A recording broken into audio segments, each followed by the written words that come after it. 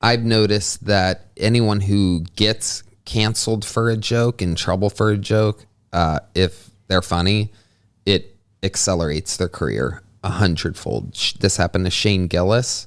Yeah, with Saturday Night Live. Yeah, and you look at that mistake. Same thing happened with Ari Shaffir. If it's for a joke, you're only going to help the person. And meanwhile, those guys are all calling me. Shane's calling me saying, don't apologize. It's going to be all right. Ari's calling me going, whatever you do, don't apologize. Everything's going to be fine. Comedians are beginning to acknowledge that cancel culture doesn't really exist. The entire cancel culture wave started around 2016, and I attribute most of that to the political climate at the time. Because you'd be in jail. However, over the last few years, it's become apparent that cancel culture is simply a misrepresented term. This is because now we have comedians actively trying to get quote-unquote canceled, recognizing how it helped launch other comedians' careers. If anyone can say they are the product of an attempted cancellation, it's Tony Hinchcliffe. Back in 2021, Tony followed Pang Dang on stage and made a joke.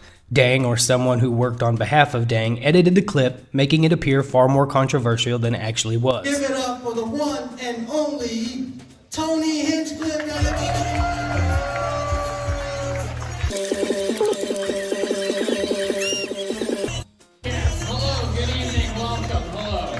One more time for the filthy. It's just up here. While all you race traders are hooping and hollering, I'm back there watching you puking in a bucket. Oh, we making a gunpowder. Oh, you want extra soy sauce. Oh, you borrow money from us, and you guys just eating it up. Recently, Tony was on Howie Mandel's podcast and openly admitted that such attempts only serve to benefit comedians. It's commendable that Tony admitted this, because if anyone could have been canceled, it was him. But he didn't complain or become a right fighter, he just let the news cycle phase him out. I think the important thing to note is that getting canceled doesn't necessarily help you. You have to be funny too. Matt Rife has made multiple attempts in the last few months to stir controversy and get canceled. However, when the attention comes his way, people don't really care because he's not that funny. I've noticed that anyone who gets canceled for a joke, in trouble for a joke, if they're funny, it accelerates their career 100-fold. This happened to Shane Gillis. Yeah, with Saturday Night Live. Yeah, and you look at that mistake. You know, Shane Gillis got seen. You know, I'm a partner in a festival called JFL. Oh yeah. Yeah. I'm one of the, so that's where he got seen at New Faces and hired for Saturday Night Live. Yeah. But now he's bigger than Saturday Night Live would have ever made him. Exactly. In fact, he might be bigger than Saturday Night Live, period. He might have more people watching him and paying him and seeing him live and everything than the entire show's cast. I don't think there's anybody there. I think if you combine the entire cast and looked at their ticket sales, I don't think they are anywhere near what he's doing. I mean, he's an absolute monster, and more importantly, he's one of the best. While you're in the midst of being canceled, it has to feel terrible, especially if it's because of using a derogatory term, as Shane or Tony did. But what they didn't realize at the time is that the old adage, any press is good press, is actually true. A lot of people think Rogan had Shane on shortly after the firing from SNL, but it seems like now that Rogan is waiting for things to die down. We recommended Shane Gillis for a year. How long did we text back and forth? Ari one time. Why is this guy not taking this guy? And we're like, yo, we got to send him the Toyota Isis. And then Ari's like, I'll send it. You reply and be like, how funny is this, Ari? Yep. Listen, I get to things. Oh my God, you're right. I get to things in the perfect amount of time. You do. No, you do. I have to follow. It's too overwhelming. Shane took it all in stride and went into war mode, instantly returning to his podcast. At the same time, he started creating a series of sketches produced on the Gillis and Keeves YouTube channel. After about a year, he had the opportunity to go on Rogan, sharing his side of the story while also promoting his special live in Austin. What's interesting about this clip from Old Testament Matt and Shane is that you can sense Shane's fear of saying something wrong. He knew the podcast was going to get him in trouble with the media long before he ever dreamed of being casted on SNL. Oh my God, this was hilarious. This lady that just got hired at Helium is an Asian lady, and she's like is what? As like important. She's high up. She like runs a department or something.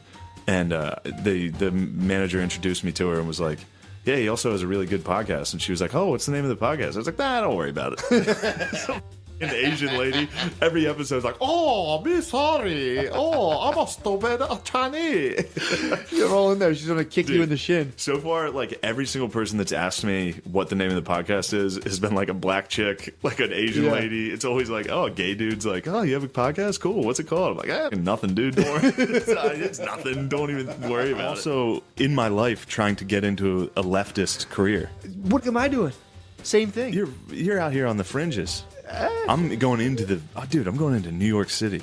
That's the belly of the liberal beast. It's scary going into a thing where you're like, can someone find this and blackball me with this? But it's for sure. But I'm not getting any jobs where. But it's one of those things though. If they do that, it just launches you to a whole other population. Yeah, if I just stick to doing stand-up, if I just do stand-up, I'm fine. What's cool about Shane's experience is that not only did he overcome it, but he was able to help Tony through his attempted cancellation. Shane was essentially compelled by the higher-ups at NBC to issue an apology to maintain his job at SNL. Despite the apology, it didn't benefit him or help him keep his job. Same thing happened with Ari Shaffir, another great comedian. Who just put out one of the best hour specials. We had him on in like a decade. These people are thriving, including myself. If it's not right, if it's for a joke, you're only going to help the person. And during the few days, like I said, I was stressed then because I didn't see it so clearly.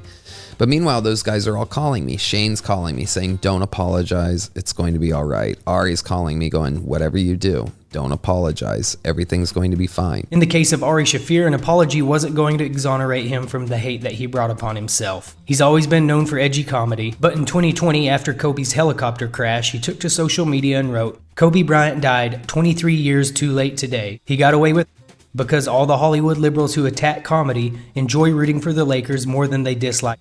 Big ups to the hero who forgot to gas up his chopper. I hate the Lakers. What a great day. I know there's always a lot of hate, pain in the world, and there's always a bunch of terrible stories. And every once in a while, there's a good story. A good story comes out. The guy who got away got his today. Kobe Bryant is gone. I'm here in Charlotte, the home of the team that originally drafted him. Maybe he wouldn't have chickened Denver if he had stayed in Charlotte with the Hornets. After this, Ari, like Shane and Tony, was destroyed on social media and mainstream news outlets. The situation escalated to the point where a New York comedy club canceled one of his shows due to threats it received because of his remarks about Kobe. Wisely, Ari chose not to apologize. Instead, he put his phone away and disappeared for a year. Myanmar, you go. Yeah, so I went. I called an Uber, and then I put my phone in my drawer, left it there, and just took off. Just left. Wanted to, Just wander. Ari may be the only comedian whose career was set back by cancel culture. Unlike Tony or Shane, he wasn't ever selling out arenas, but still, in the end, the publicity made him even more liked among true comedy fans. As the initial backlash from Kobe comments dissipated, those who followed comedy respected him for being true to his craft. Comedians appear to have taken note from all these so-called cancellations. In the past year, guys like Matt Rife and Andrew Schultz have attempted to get free marketing by saying something they think is controversial. But what they're doing doesn't come across as organic. Instead, it feels like they're trying to emulate what they think is cancel-worthy, making it cringy. For instance, Matt Rife opened his recent stand-up special with a domestic violence. Stepping back, he doubled down, seeking even more attention by labeling those who were offended as special. Then he had a cringy back and forth with a mom, and while that did gain some extra eyes, it didn't amount to much, as those who looked into him could tell that he isn't really that funny. The only silver lining was landing a spot on Two Bears, One Cave with Tom, so I guess it helped a little. Schultz hasn't tried to get canceled. He's attempting to make it his entire persona. However, for some reason, nobody ever seems to care much about what he has to say. In one instance, in his special, he used a derogatory term towards Hispanics within the first few minutes. Yet it didn't come across as organic. It felt staged, like the people were planted there. Because who does crowd work to start a special in a giant theater? A Latin girl's stomach, her belly button just opens up and takes it in, dog. Like hungry hippos in there, dog. You gotta come on her back. That's why they call them wetbacks. Now, guys.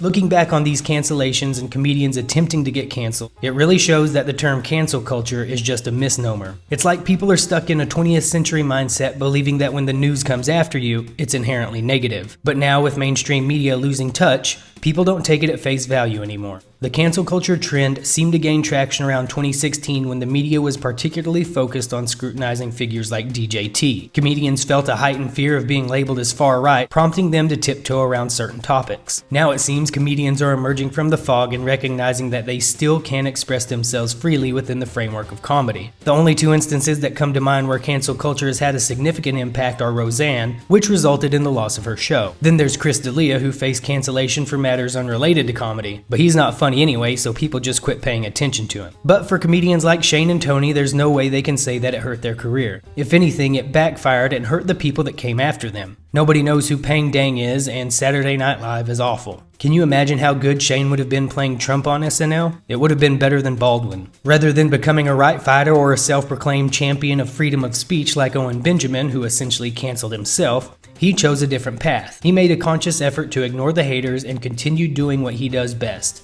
being funny. Here's what's uncomfortable about it, is I don't want to sound like... It's weird for me to rail against cancel culture, because I was a victim of it, for lack of a better word. You know what I mean? Why is it weird for you to rail against it? I don't know. I just, it makes me... Seems defensive? Yeah. Yeah, I'd rather just be like, look, if people bring up cancel culture, I'm just like...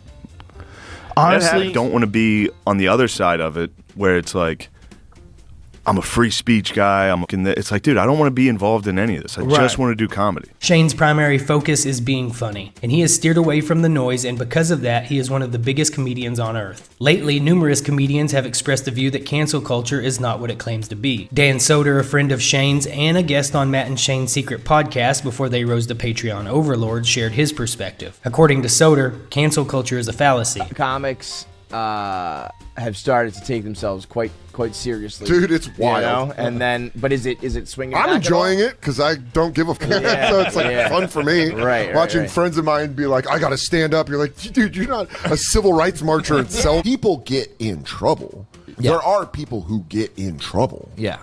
But no one's canceled. It's good to see comedians acknowledging that cancel culture isn't always what it's perceived to be, and in some cases can be beneficial. For Tony and Shane, it had to be hard in the moment because they were being dubbed as racist. Comedy fans who are familiar with them know that to be anything but the truth. And in the end, the fans are what kept them from being canceled. And as it turned out, the people that went along with cancel culture and caved to the masses are the ones now suffering. I know that the agent. I'm with your agent. I'm with your old agent. I'm with WME. Oh, you are? Yes. Yeah. Well, they wish they were my new agent too. Now. Yeah. They've been chomping at the bit. Hey, Tony. We'd love to. That came from above. That wasn't us. We'd love to. Really? Are they coming back? They wish.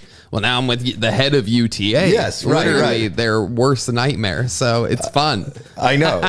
I can't imagine how satisfying it must be for Tony. The fact that those who turned their backs on him are now experiencing a form of poetic justice, hurting where it counts the most, their wallets. Also, that they came crawling back, blaming the agency letting him go on the higher-ups. Saturday Night Live is too big to actually acknowledge that letting Shane go was a mistake. They would have hindered his growth anyway. I would like to hear from Lorne Michaels though and see what he has to say about the whole debacle now. To me, the best part about comedians understanding how to handle cancel culture now is that it should open them up to discuss more and more topics with little to no filter, which will only make comedy better. Anyway, that's all I have. Let me know what you think below. A thumbs up goes a long way, and if you haven't subbed already, please do.